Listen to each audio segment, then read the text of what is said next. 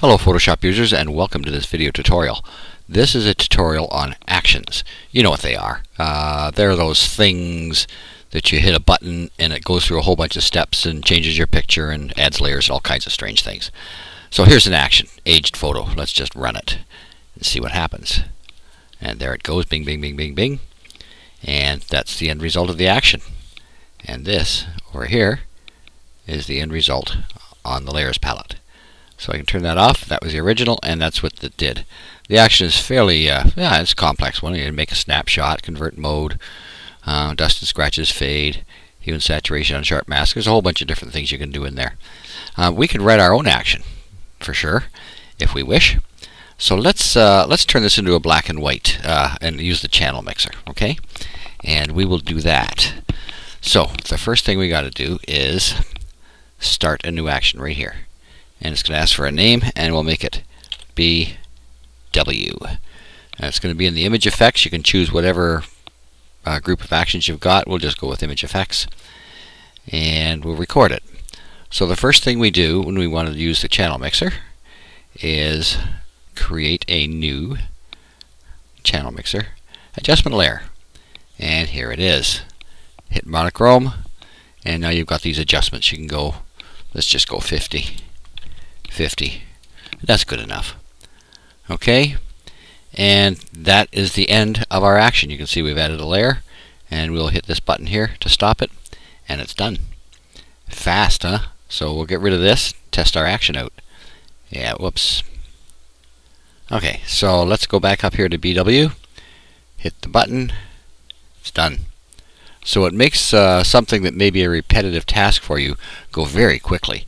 If you had 50 or 60 or 70 pictures like this that you wanted to turn into black and white, well, you could do it all just by hitting the adjustment layer, or you can write one action and do them all quickly. So we're going to do a bit more substantial one this time. And let's turn this into line art, okay? Sound like a good thing to do? It's a fun technique, and people seem to enjoy it. So we'll move these two out here. We'll start a new one. We're going to call it line art. And we'll start recording it. First thing we do when we do a line art is duplicate this layer. Now we want to turn this layer here, the background copy, into a black and white. So we will do that same thing over again. We'll go to channel mixture, hit monochrome. This time we'll make that 75, 25. I'm just choosing these numbers right out of the blue. Okay, so now I've got two layers. Now I want to merge these two, the background copy and the black and white one. I'm doing this on a Cintiq, and I'm afraid that you're going to see my hand flying around here. But you won't, will you? This is a cool product. Okay, so there's our merged layers. Now we're going to duplicate this one again. And what we're going to do with this one is hit the Control or Command I to invert it. And then we're going to go up here to this blending mode, and we're going to choose Color Dodge. Aha! Our picture's gone away. What happened to it? Well, now we've got one more thing we're going to do. We're going to go up here to the Filter menu. You might see it. Other. Minimum. Look at that. Turned into a line art. And here is the minimum filter. We can adjust this, as a matter of fact. We can move it around. We can bring back the original picture.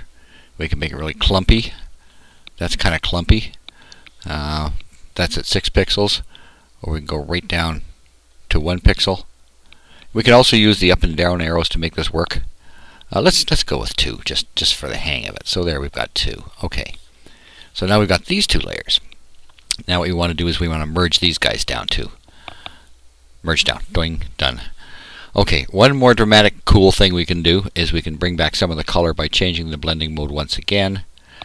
Now I want you to see that, so whoops, get up there. Okay, blending mode once again to luminosity. And see, that brought back some of the color.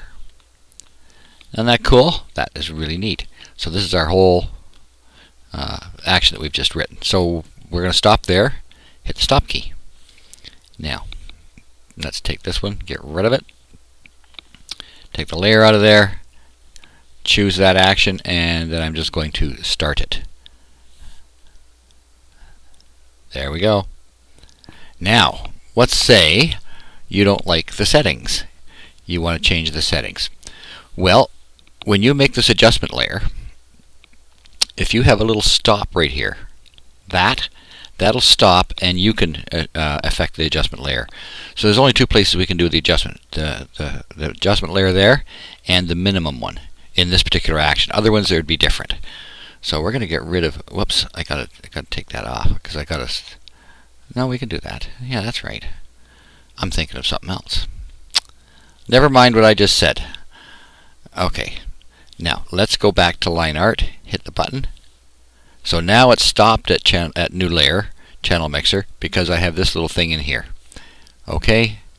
So now let's change this to 25 and 75. Okay. Now it's going to go down to minimum, and it'll stop there as well. And let's see what we've got here. Let's go kind of wild on this one. There, and it's finished. So you can stop an action. You can actually record different things in there if you want. If you want to add a different, more commands in here, you go to the action thing here, and you can start recording right in the middle of an action. You can insert menu items like adjustment layers. You can insert stops to add comments. It's really quite a neat thing.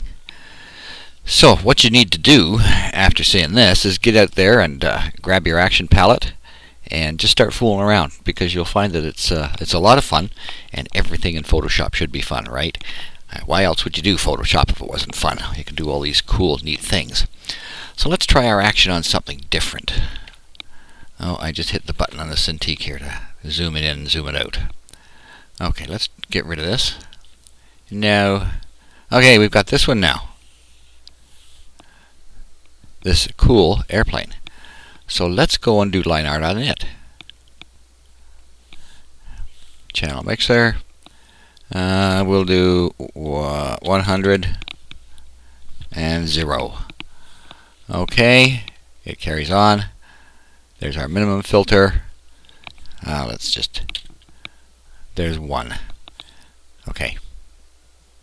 Kind of neat, huh? Now, another thing you can do. If you didn't want that color to come back in, you notice each one of these steps has a little check mark beside it. That means do this step. And this set current layer, if you lower this down, set the current layer to luminosity. If we didn't want to use this step, we would just remove that check mark. Blech, blech. Seems my mouth isn't working tonight. Okay, so let's try this one again with that off. Channel mixer. Now we'll go 0, 100. Okay. Now it's coming down to our minimum filter. That's kind of nice. Let's see if we go up what it looks like. Me. There, we'll just go with 1. So there we go. You see it didn't color it in, and the action is finished running. So you've got all these little options you can do, and it makes it a lot more fun, and it gives it a lot more creative input while it's running. So I hope you've learned. Excuse me. I hope you've learned something good about actions, and I hope you give it a try, because it really is a lot of fun, and you can do some really neat stuff. I've got some actions in here that I've downloaded. You can go on the internet and look for actions. If you don't want to write your own, go on the internet and look for them. You will find hundreds of thousands out there, but there's nothing like doing it yourself, right? Some actions are very long. This one, for instance, the vanity plate by a fellow named Panos. This one goes on and on and on. You can see it, and this is all one action.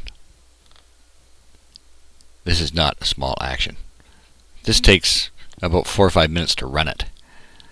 So it's really quite cool.